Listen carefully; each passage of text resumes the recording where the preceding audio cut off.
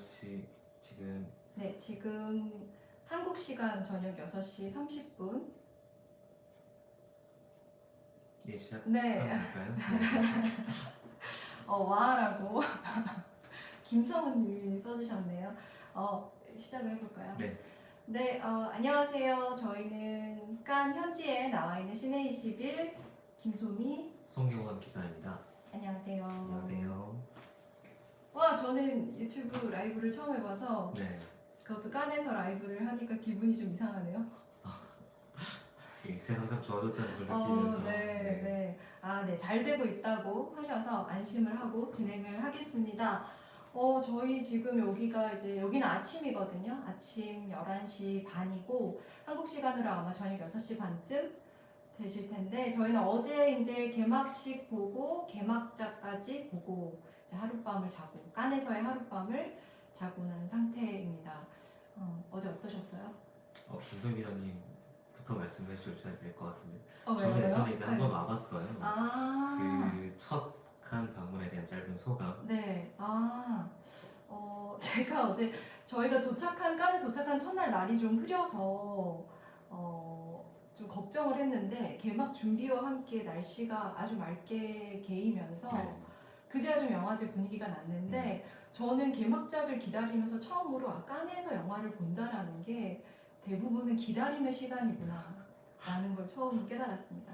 영화가 7시 시작이다 라고 하면 사실상 거의 6시나 늦어도 한 6시 10분, 20분부터는 전 세계 기자들이 루미에르나 드뷔시 같은 극장 앞에서 줄을 서서 기다리는데 앞으로 이제 매번 영화를 볼 때마다 그걸 할 거잖아요. 그래서 어찌 보면 저는 이제 초심자로서 깐 하면 레드카펫, 대단히 화려한 영화 축제 이런 걸 생각했는데 오히려 극장 앞에서 그 땡볕이라고 해도 될까요?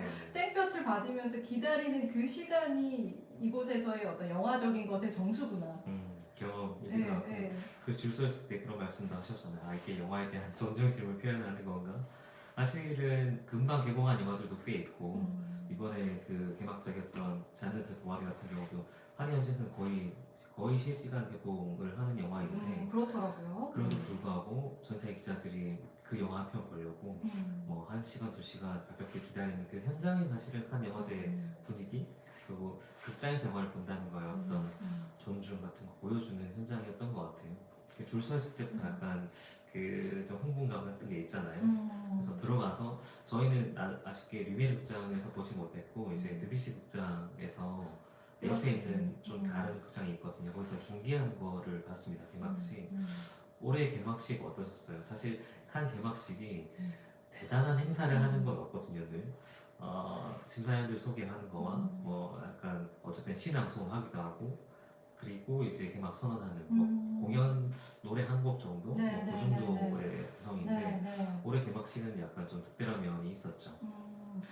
저는 일단 날씨는 어떤가요? 해주셨는데 지금 너무 화창합니다. 저희가 깐에 와서 사실 지금 여기가 저희 숙소예요. 그래서 깐에서 라이브를 하는데 이렇게 집안 풍경밖에 보여드리지 못하는 점 약간 심심한 사과의 말씀드리고요. 프랑스가 한국만큼 인터넷이 좋지를 못해서 외부 라이브가 조금 힘들더라고요. 그래서 여기는 지금 저희가 묵고 있는 숙소고요.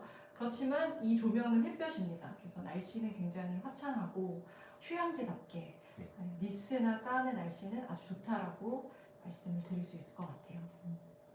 그래서 개막식 얘기를 이어가자면 저의 첫 번째 감상은 프랑스 사람들 정말 축제를 재미없게 한다. 시호를 하진 않죠. 오히려 좀 존중과 헌사 이렇게 맞아요. 경건한 의식 같은 느낌이고 올해 전면을 장식한 포스터가 이제 까트린 드네프잖아요. 그 까트린 드네프의 딸인 치아라 마스트로야니가 그분이 이제 사회를 진행을 했습니다. 이 마스트로야니가 여러분들 이탈리아 영화 좋아하시는 분들이라면 마르첼로 마스트로야니 딸이기도 해서 저도 실제로 이렇게 화면을 크게 봤더니 아버지랑 너무 닮아 있더라고요. 그래서 이제 개막식 중간에 까트리는 드네브까지 등장을 해서 어머니와 딸이 이렇게 같이 무대에 서 있는 모습은 좀 감동적이었던 것 같아요. 그게 약간 깜짝 쇼처럼 이제 마지막에 등장해서 마지막에 우크라이나 전쟁에 대한 우크라이나 여류 시인의 시를 읽고 네. 약간의 재밌는 해프닝과 사고도 있었죠. 네. 맞아요. 근데 카트린 드네브가 화면을 이렇게 응시하면서 그 우크라이나 시를 읽을 때는 이 개막식 중에서 가장 강렬하고 아무도 숨소리조차 내지 않는 완전한 집중의 시간이어서 저도 인상 깊었고요. 그게 확실히 있는 것 같아요. 역사와 전통이 있다 보니까 그 개막식의 포스터 전면을 장식한 배우나 감독님이 그 현장에 나오는 되게 이례적인 풍경이 벌어지기도 하고 거기에 제 딸이 진행을 하고 있는 데다가 근데 이제 카트린 드네브가 워낙에 그 시간 임팩트가 있어서 그걸 읽고 약간 잠깐 가만히 있었어요. 그래서 딸이 뭔가 더 할 말 없으세요? 라니까 폐막선언을 해야 되는데 이제 폐막선언을 중요한 얘기를 깜빡했네요 하고 폐막선언을 하고 그것도 약간 재밌었던 게 옆에 이제 공로상 올해 명예 공로상을 받았던 마이클 더글라스가 있었는데 혼자 해버렸어요. 그래서 마이클 더글라스가 다시 한 번 더 하고 네. 이런 약간 소소한 해프닝이 있었습니다.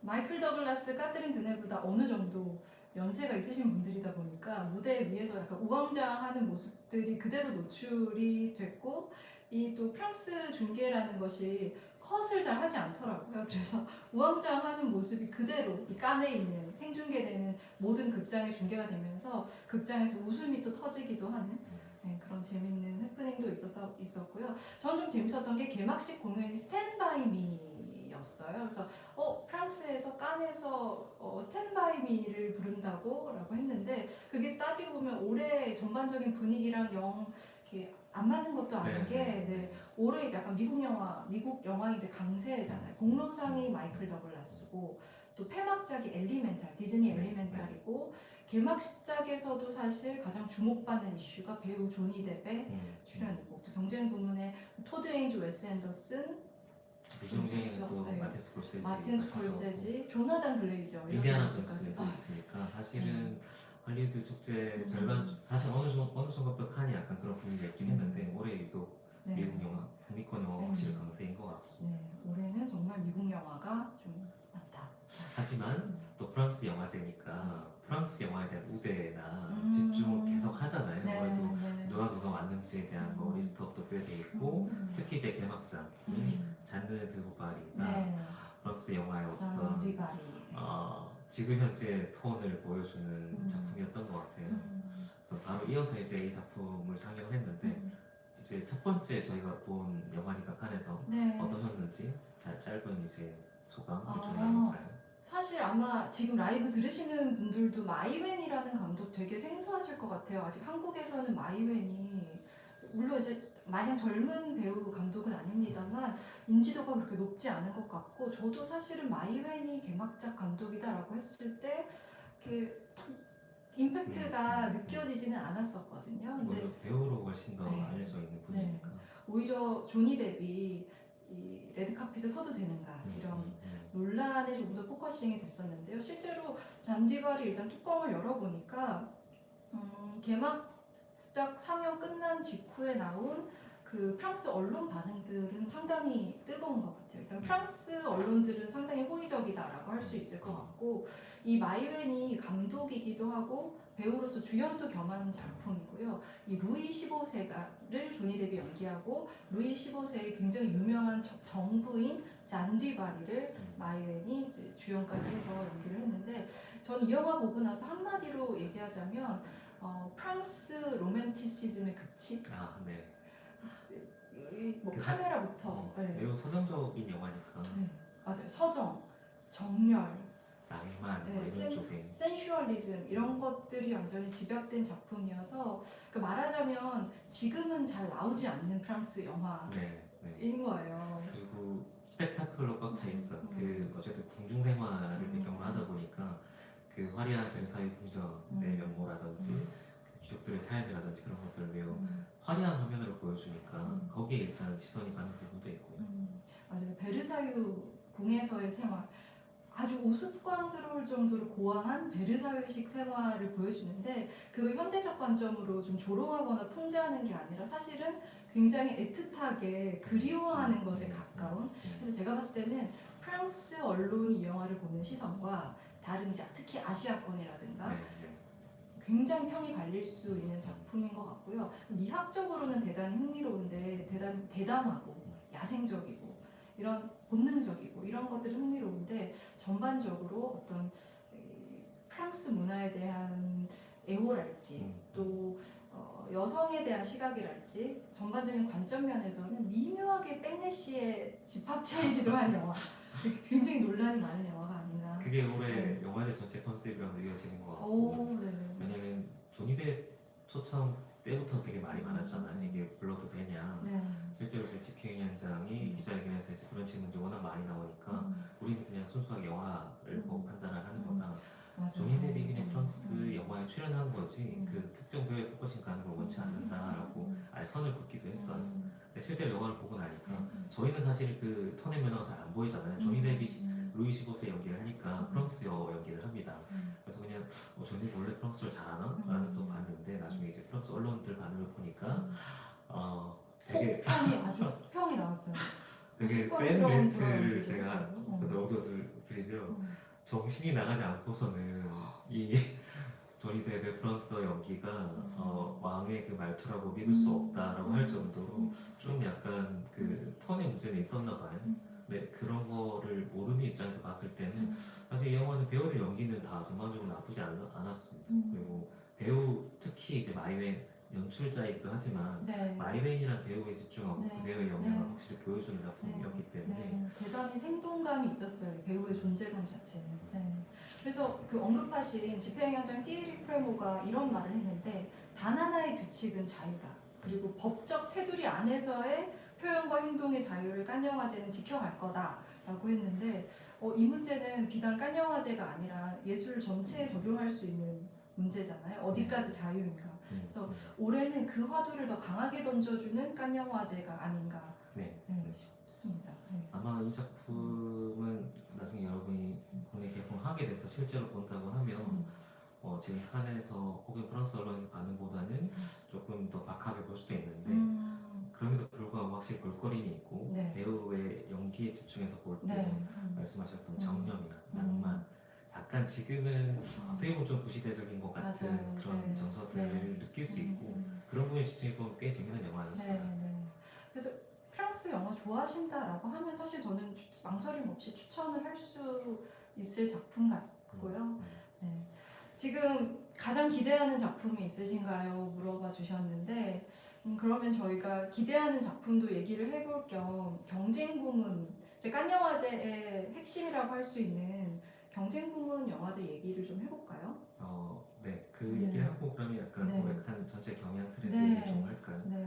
그냥 그 앞에 좀 짧게 얘기를 해드리면 아까 거대한 뱀맥시 말씀하신 것처럼 올해 칸에 약간 충돌들이 되게 있는 것 같아요. 양쪽에 있는 것들을 한꺼번에 하려고 하는 그러니까 여성 감독이 경쟁 부분이 역대 가장 많거든요.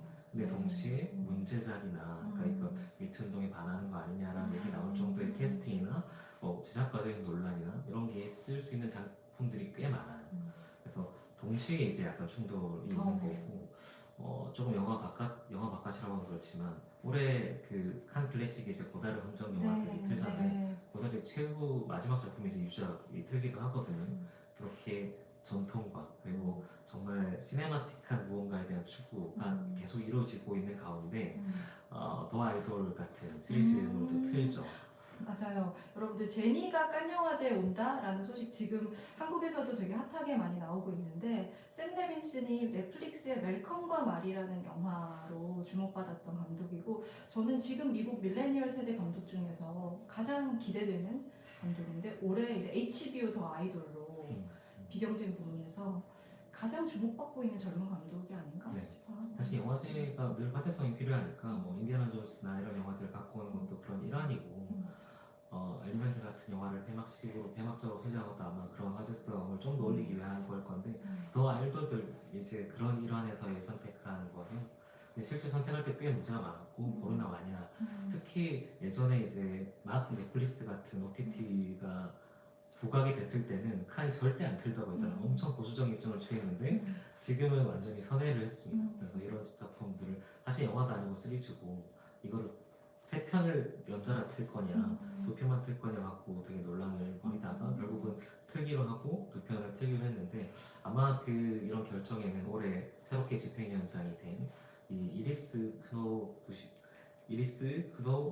브로시라는 분이 결정적인 역할을 한 것 같아요. 네. 이것도 재밌는 게 이분은 여성 집행위원장이거든요. 근데 약간 TV 원래 변호사 출신이고 TV 특히 미디어 쪽에 훨씬 더 이렇게 방점 찍혀 있는 사람이라서 꽤 많이 걱정했다고 해요. 영화 뿌리를 두고 있는 사람이 아닌 분이 집행위원장을 하는 게 과연 어떨까? 그래서 그런 우려 때문에 더 아이돌 같은 영화가 선정됐을 때 훨씬 더 반발이 있었던 거고 근데 결과적으로는 결국 이걸 선정해서 틀기로 했기 때문에 또 한편에서는 고다를 유저가 틀기도 하고 그래서 양쪽에 사실 안 어울릴 수 있는 것들을 동시에 오래 진행하려고 하는 그 일종의 충돌들을 맞아요. 보여주는 게 올해 트렌드가 아닌가 싶습니다.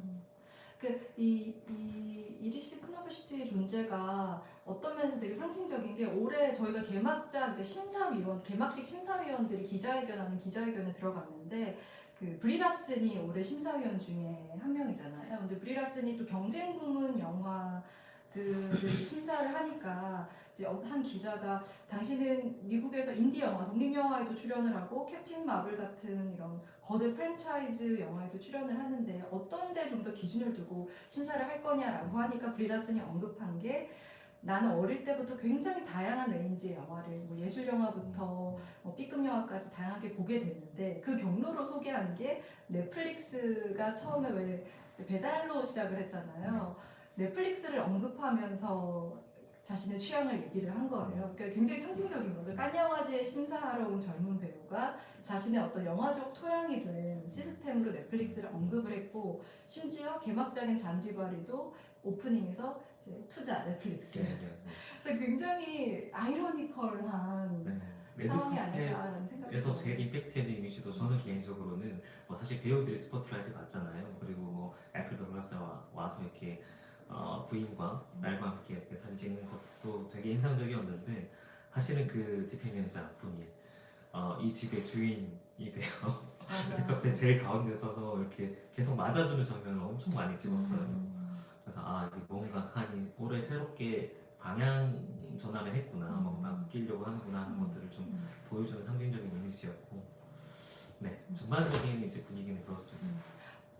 기습 질문 해볼까요? 질문해 주신 대로 올해 송 선배가 가장 기대하는, 송경원 기자의 가장 기대하는 작품이 있으신가요?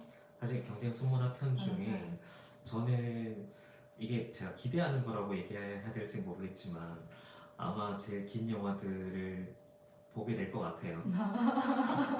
왕빈 감독의 청춘이나 아니면 늘베게 제일란의 그 About Dry Glasses. 네, 건초에 대하여 네. 이런 작품들이 3시간 반, 3시간 뭐 이런 영화들이거든요.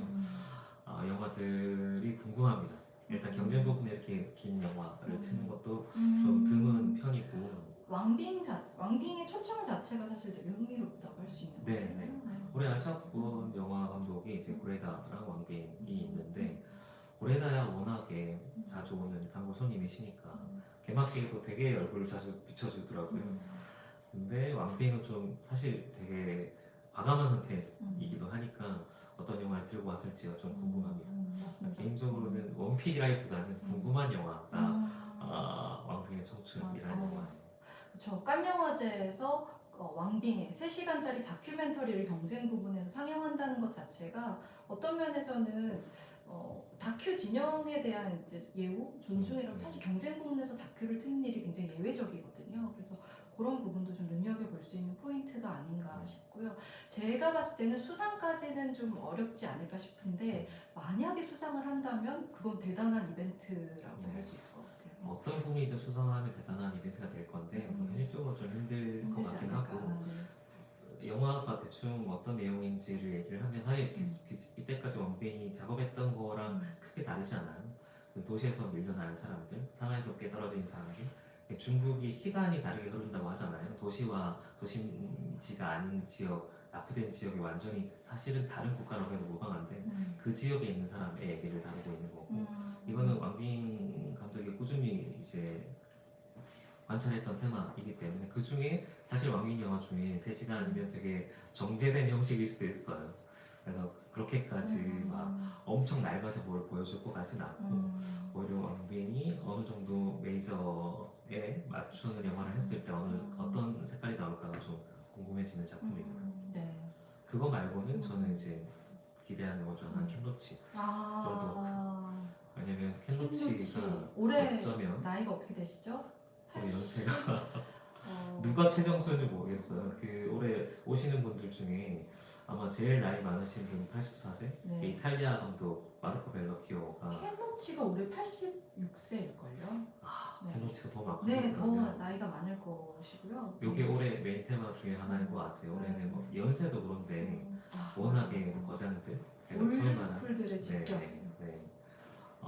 몇몇만 따져봐도 사실 올해 완전 신인 감독이라고 할 수 있는 사람이 경쟁국은 21편 중에 한 명밖에 없다고 봐도 맞습니다. 과언이 아니에요. 네. 나머지는 다 기본적으로 황금 종려를 받거나 최소한 한 해 경쟁국은 5번씩 뭐 이렇게 진출하거나 한 분들이고 올해 21편 경쟁작 중에 황금 종려 받은 사람만 5명이에요. 맞습니다. 누구죠? 고레다 히로카즈, 켄로치, 네, 나니 모레티, 모레티, 그리고 누리빌레셀란, 빈 빈 벤더스까지. 벤더스까지. 네. 심지어 이 중에 이제 켄로치 같은 경우는 2번을 받았으니까 나다니엘 블레이크와 보리바트 흔드는 네. 바람으로. 아마 만약에 켄로치가 수상을 하게 된다고 하면 네. 최초의 상관왕 역대 이기 최초의 때문에 상관왕. 또 역사를 쓰는 거가 될 수도 있죠. 그리고 상당히 가능성이 없지 않아요. 왜냐면 이게 약간의 뇌피셜로 추측을 해본다고 하면 네. 사실 수상한다고 좋은 작품은 아니잖아요. 늘 그렇지만 네. 심사위원회 몇 명이 누군가가 중요한데 올해 심사위원장이 루비오 레스터는 네. 워낙에 정치적인 메시지나 뭐 이렇게 네. 영화의 필요 이런 거에 좀 집중을 하는 사람이기 때문에 거기 상당히 좀 손을 들어줄 수 있지 않을까라는 생각을 해요. 네. 굉장히 집요하게 그 알고리즘 속에서 우리가 영화를 보는 행위, 그리고 극장이 아니라 집에서 혼자 작은 스크린으로 영화를 보는 행위에서 벗어나서 우리가 깐 영화제에 와 있는 거다라는 거를 기자회견이나 개막식에서 계속 반복적으로 하고 있어서요. 아마 그런 좀 상징적인 선택을 실제로 심사에 반영을 하지 않을까라는 생각이 들어요. 김성 기자님은 어떤 작품들을 주목하시나요? 근데 켄로치 언급해주셔서 켄로치 작품은 그 로그라인 정도 소개를 해드리면 좋을 것 같은데 약간 이번 영화 켄로치의 늙은 참나무 디 올드 오크가 예를 들면 다르덴의 토리와 로키타가 있었다면 켄로치에게는 이 디 올드 오크가 되지 않을까 싶은 그 광산마을에 들어온 시리아 난민들의 이야기거든요. 그래서 켄로치 버전의 지금 유럽 난민 문제에 대한 소셜 리얼리즘 어떨지 굉장히 궁금하고요. 저도 켄로치 작품 기대를 하고 있고 저는 아주 개인적으로는 알리시에 로르바케의 라키메라를 저희 어제 여러분 이 행복한 낮자로 좋아하는 분들 혹시 계신가요? 행복한 낮자로 저 굉장히 좋아하는 작품이고 한국에서도 소개됐을 때 꽤 많은 분들이 아름아름 당시만 해도 이제 로르바케르 감독이 좀 생소한 감독이었는데도 많은 분들 찾아봐 주셨던 것 같은데 이분이 알리치에 로르바허, 알리치에 로르와커, 알리치에 로르와케르 이 이름 표기가 정말 다양하거든요. 저희가 어제 확실시했습니다. 정확한 발음이 알리시에 로르바케르였더라고요. 못하겠어요. 저는 로르바가 치는데 로르바케르라는 거더라고요. 그래서 알리체 로르바케르 영화 저 굉장히 기대하는데 행복한 낮자로도 보면 지금 전 세계 영화 중에서 이렇게 약간의 마술적 리얼리즘을 시도하는 굉장히 희귀한 감독이구나라는 것과 또 이탈리아 감독답게 그 페데리코 펠리니적인 그 펠리니스크라고 하잖아요. 그런 좀 표현적인 미장센을 아주 잘 쓰는 감독이라는 점에서 아주 희귀한 젊은 감독이다라는 생각을 했는데 이번 영화 라키메라는 심지어 약간의 초능력을 가지고 있는 인물이 나온다고 하고 제가 또 스틸컷을 봤는데 그 완전히 옛날 펠리니 영화 같아요. 펠리니의 뭐 어떤 작품하고 비교할 수 있을까요? 뭐 로마 이런 영화 같은 색감이어서 이 칸에서 이 영화를 만나는 경험이 좀 특별하지 않을까 싶고 좀 잘 영화를 보고 나서 잘 소개를 해드리고 싶은 그런 작품입니다. 이것도 상당히 수상권이 있을 것 같고 왜냐면 아까 말씀하신 이탈리아의 어떤 햇살을 음. 정말 색감을 잘 담아 공기와 햇살을 잘 담아내고 있는 한편 약간 마술적 리얼리즘한 거죠. 몇면은 다른 21편의 영화를 살펴봐도 음. 가장 약간 판타지적인 상성에 가까운 작품이 이거거든요. 근데 행복한 낙서할 때도 저는 개인적으로 약간 그런 작품이 좀 더 마음이 가는 것 같아요. 이게 소위 말하는 판타지와 현실의 경계에서 진짜 저도 현실이 좋아요. 보기 힘든 영화들, 요소들 잡아준 영화들, 음. 알죠 로파가 딱 그런 그 어떻게 보면 그거 정반대편에 있는 게 김우치 같은 영화 맞아요. 아닌 네. 거죠. 어떻게 정말 극단의 두 감독을 얘기를 해봤네요. 네. 근데 어떻게 보면 근데 관심사는 저는 비슷하다고도 할 수 있을 그렇죠. 것 같아요. 네. 영화가 어떻게 네. 사회를 네. 말할 수 있는가, 음. 연결되는가에 대한 거기 때문에 음. 그렇게 치면 또 이제 심사위원장의 음. 취향에 상당히 부합하는 네. 영화이기 때문에 그리고 로르바케러, 켄로치 다 완전 마지막에 상영이 몰려있는 작품이어서 칸 영화제는 이게 뭐 이게 사실 기자들 에피소드가 아무 의미 없긴 의미는 해요. 없지만 하지만 뭔가 구성을 할 때 후반에 있다라고 하면 뭔가 좀 더 가능성이 있지 않을까 싶기도 하고 심사위원 그 처음에 경쟁작 예심 뽑을 때 되게 만장일치로 했던 작품이 또 있다면서요. 아, 네. 역시나 또 제가 굉장히 좋아하는 감독인데요. 조나단 글레이저가 올해 경쟁 부문에 있습니다. 1세대 MTV 뮤비 감독이기도 하고 여러분들 벌써 10년이 됐더라고요. 언더 더 스킨이라는 스칼렛 조한슨 주연의 지금 봐도 세련되고 충격적인 SF 영화가 있잖아요. 그해 거의 뭐 평론가들의 올해의 영화로 꼽사를 워낙 많았다는 거니까. 언더 더 스킨 이후 10년 만에 존 오브 인터러스트 관심 영역 정도로 지금은 번역이 되고 있는데 이 영화를 경쟁 부문에 왔고요. 소설 원작의 영화고 아우슈비츠 근처의 캠프에서 사는 이 아우슈비츠 지휘관 부부의 얘기인데 아마도 지금 아주 자세한 정보가 나와 있진 않지만 이 지휘관 남자가 아우슈비츠 수용소 안에 있는 어떤 유대인 여성과 사랑에 빠지는 그런 이야기가 아닌가 추측이 되고 있고 이 작품이 이 칸영화제 경쟁작 선정하는 과정에서 심사위원들이 유일하게 만장일치로 결정을 한 작품이라고 해서 여러모로 좀 믿음이 간다고 할까요? 네. 저는 그래서 오는 것만 해도 워낙에 과작이잖아요. 작품 너무 안 만드는 감독인데 오는 것만 해도 약간 흥분되는데 뭐 이런 풍문까지 들려오면 정말 기대하지 않을 수 없고 사실 조나단 글레이저 포함해서 되게 오랜만에 오는 감독들도 꽤 있어요. 트라나몬 같은 감독도 정말 오랜만에 칸을 찾게 되는 감독 중에 한 명이고 횟수로 치면 그렇게 오랜만은 아닌데 마키 카우리스 마키 너무 기대하고 있습니다. 네. 사실 카우리스 마키 영화 어떤 분이 보시는지 궁금하다고 하는데 아마 저희 둘 다 보지 않을까요? 네, 열심히 티켓팅을 해서 부득이한 상황이 아닌 한은 거의 대부분 경쟁 영화는 다 같이 볼 겁니다. 보고 이제 약간의 대화, 토론을 한 다음에 이제 정돈해서 여러분께 전달 드릴 테니까 나중에 이제 그것도 기대해 주시면 좋을 것 같고 마키 크로스 마키도 사실 전체적인 스토리 라인은 늘 하던 거와 크게 다르진 않아요.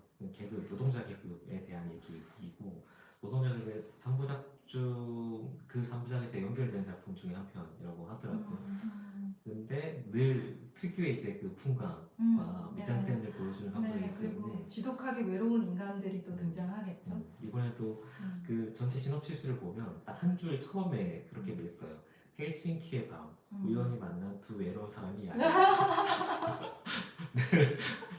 늘 그렇게 설명될 수 있는 공간이 아니거든요. 그리고 어떤 사람들 나오냐, 뭐에 대한 얘기냐, 고독에 관한 얘기를 하는 거고, 실존적인 고독에 대한 얘기를 하는 거고 하니까 이번 영화도 비슷하긴 하지만 그래서 어쩌면 더 기대할 수 있는 작품이 될 수도 있을 것 같고요.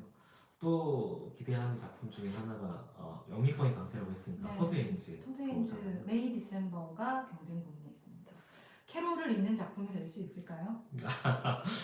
아주 개인적으로 얘기하자면 그 웬만하면 힘들 것 같아요. 캐롤의 이펙트를 힘들 것 같긴 하지만 그럼에도 토드엔즈의 메이 디셈버란 작품도 워낙에 지금 평이나 풍문이 좋은 얘기들이 나오고 있기 때문에 기대가 되고 있는 작품입니다. 네, 줄리안 무어와 나탈리 포트만이 영화 제작 과정에서 어떤 각자의 굉장히 고통스러운 개인사를 뒤엎히는 그리고 묘한 관계를 형성하는 두 명의 여자로 나옵니다.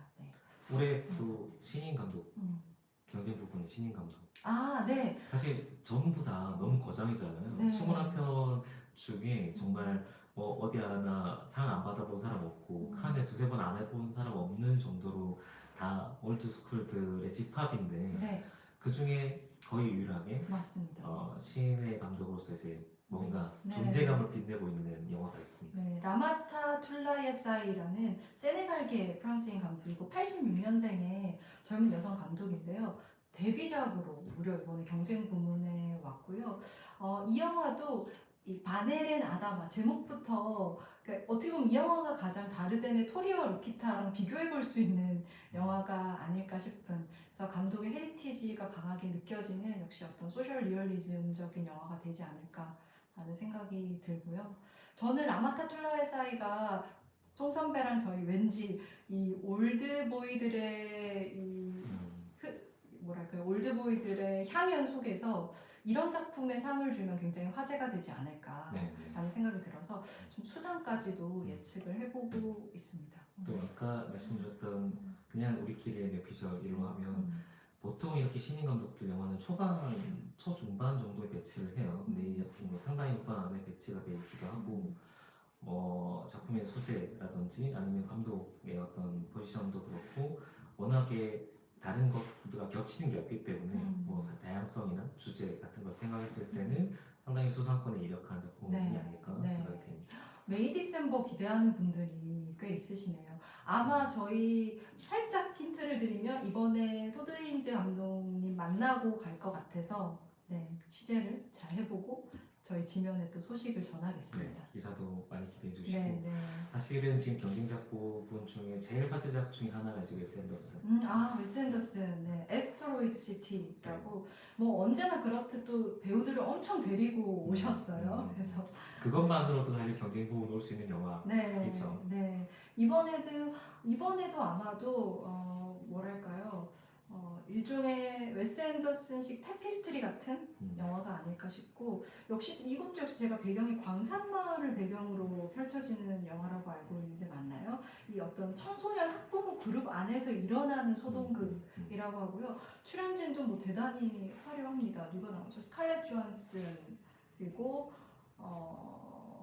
톰 행크스, 틸다 스윈튼, 마고 로비까지. 그래서 이번에도 웨스 앤더슨 영화는 충분히 즐겁지 않을까. 네. 그리고 개막작 레드카펫 할 때 이제 어떤 스타들을 배치하냐가 이제 언론의 주목도를 올리는 방법인데 웨스 앤더슨의 이 영화는 아까 말씀하셨던 마고 로비라든지 톰 행크스 워낙에 배우들이 쟁쟁해서 후반에 이제 약간 하이라이트를 받을 수밖에 없는 작품이에요. 그리고 또 그렇게까지 하이라이트 받으면 당연히 뭐 수상권이나 뭐 관심에 대해서 더 올라갈 수밖에 없고 그래서 이것도 한번 기대해 볼 만한 작품일 것 같습니다.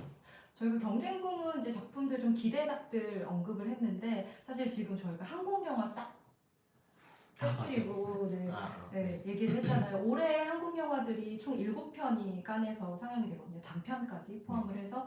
그래서 근데 대부분 지금 후반에 상영이 몰려 있어서 저희가 한국 영화 얘기만 따로 빼서 다음 라이브에서 이제 보고 보자마자 리뷰를 첫 편씩 번에 묶어서 이제 진행을 할 예정입니다. 들려드릴 테니까요. 한국 영화 얘기는 다음에 또 들어주시고요. 저희 거미집과 화란 그리고 잠과 탈출 이렇게 묶어서 영화 확인하고 또 바로 얘기를 들려드릴게요. 네. 뭐 그 밖에 혹시나 경쟁작 말고 올해 영화제 전체에서 개인적으로 좀 기다리거나 기대하는 작품이 있으시다면? 저는 칸에 오기까지는 최고의 기대작은 아니었는데요. 어제 어떤 일이 있었냐면 저희가 칸 영화제 둘러본다고 마켓에 들렀어요. 지하에 내려가면 전 세계 마켓들이 모여서 각 국가들의 영화를 팔고 있는데 일단은 한국 영화가 대단히 강세구나 그걸 느낄 수 있었고요. 한국 영화 부스가 굉장히 많고 크기도 크고 되게 좋은 목에 자리를 잡고 있는 근데 그러다 우연히 우리의 하루 포스터를 만났는데요. 홍상수 감독 주간 해막작이죠. 근데 그 마켓에 있는 모든 포스터를 통틀어 가장 아름다웠습니다. 깜짝 놀라서 한참을 쳐다보고 있었고요. 기조봉 배우와 김민희 배우가 이렇게 반반씩 차지하고 있는 포스터인데 제 생각에는 강변호텔 2018년작인데 강변호텔부터 지금까지 한 5, 6년을 아우르는 어떤 종합판 같은 영화가 되지 않을까. 그 옆에서 이제 김성 기자님이 말씀해 주셨는데 이 두 배우를 홍상수 영화에서 두 배우를 같이 이렇게 출연시킨 건 약간 치트키 아니냐. 가장 핵심적인 단체고요. 페르소나 네, 두 명이 네. 동시에 나오는 거고 음. 포스터가 이미지도 압도적인데 홍성우 감독 워낙 이제 본인이 직접 글을 쓰시잖아요. 네. 크레딧 글도 쓰고 하는데 네. 거기 써 있는 그 한글 문자가 사실 거의 한글을 벗어나 있는 형태의 문자들도 굉장히 인상적이고 네. 감독주가 폐막작이기 때문에 네. 기대를 하지 않을 수 없는 작품이고 음. 저는 아주 개인적으로는 뭐 당연히 개봉도 할 거고 아마 그 감독도 한국에 어쩌면 방한해서 뭐 공부 활동도 할 수도 있는데 음. 올해 폐막작으로 선정된 엘리멘탈 엘리멘탈. 칸에서 꼭 애니메이션 큰 화면에서 네, 한번 보고 네. 싶어요. 피터son 감독은 폐막식 칸 일정 소화하자마자 5월 30일 한국 방문이더라고요. 네. 그래서 뭐 한국에서도 바로 보실 수 있지 않을까라는 생각이 들어요. 네. 네. 네. 그러면 저희 이제 슬슬 마무리를 하면서 마지막으로 한국 영화 라이브는 다음번에 차례로 전해드리도록 하고 네. 소개를 해드리고 싶은 것이 오늘 저녁 9시에 스프린터라는 영화 트위터에서 토크룸이 또 열린다고 합니다. 그래서 혹시 궁금하신 분들 트위터 토크룸도 들어주시고요. 그래서 저희 다음 라이브 일정도 좀 소개를 해드리면 5월 2일 한국 시간으로 똑같이 오후 6시 반에 잠과 탈출 이야기 들려드리겠습니다. 이선균, 정유미 배우 주연의 잠과 탈출 어떤 이야기죠? 탈출도 네. 이야기 얘기하기 앞서서 네. 이성균 배우가 출연한 네. 영화라서 이 탈출은 단편에서 확정된 작품 중에 하나고 미드나잇 부분에 상영을 해요. 그 말은 즉슨 어느 정도는 상업적 재미가 보장되는 영화이고 네. 블록버스터적인 재미가 있지 않을까. 이성균 배우는 두 영화에 또 동시에 출연하기 때문에 음. 그런 얘기들도 좀 함께 전해드리도록 하겠습니다. 네, 저희는 미드나잇에 밤 12시 반에 프리미어를 해서 탈출을 재밌게 보고 바로 다음날 아침에 얘기를 그러면 전해드리도록 하겠습니다. 마무리를 할까요? 네. 이제 사실 칸 일정 이제 시작이에요. 개막작 이제 받고 남은 21편의 영화를 보고 저희는 또 그 사이에 경쟁 부분이나 다른 영화도 좀 챙겨봐야 되는데 아주 개인적으로는 뭐 올해 오늘 타란티노 영화 주간에 그 타란티노 서프라이즈 작품이 하나 공개된다고 해서 정말 가능하면 시간 쪼개서 한번 안될 가려고 도전을 하는데 응원해 주시고 만약에 하게 되면 어떻게든 소식을 전해드리도록 하겠습니다. 그렇게 치면 저도 오늘 랑데부 윗 페드로 알모도바르가 있어서 올해 페드로 알모도바르가 서부극 단편을 칸 영화제에서 공개하거든요. 에다노크와 한 사람이 누구였더라? 제가 지금 이름이 잠시 생각이 안 나는데 광속으로 매진되어서 가지를 못했고 저는 그렇게 따지면 빅토르 에리세의 신작이 너무나 보고 싶습니다. 하지만 저희도 또 취재를 하다 보면 우선순위가 있기 때문에 잠시 지금 이렇게 약간 말씀드린 것처럼 사실 올해 칸의 그 거장들의 무게감들 몇 명이 뭐 거의 몇 년치가 응축돼 있는 것 같아요. 무난하게 거장들이 많이 왔고 그게 경쟁 부분 말고 다른 부분 포진해 있어서 사실 저희는 경쟁 부분 위주로 이제 얘기를 하게 되겠지만 다른 것들도 가능하면 최대한 소식을 캐치해서 전해드리도록 하겠습니다. 네. 그리고 저희는 오늘 경쟁 부문 영화 중에 가장 처음으로 상영하는 고레에다 히로카즈 감독의 몬스터를 또 보고 오겠습니다. 그래서 오늘 언급하지 않은 경쟁 영화들은 추후에 신의 21 칸 영화제 리포트에 다 소개를 해드릴 테니까요. 잡지도 꼭 찾아봐 주시고요. 저희는 이렇게 라이브 마무리하겠습니다. 여러분 감사합니다. 다음 라이브에서 뵙겠습니다. 저희가 끊으면 되나요? 이거 어떻게 저희가 끊어야 될까요?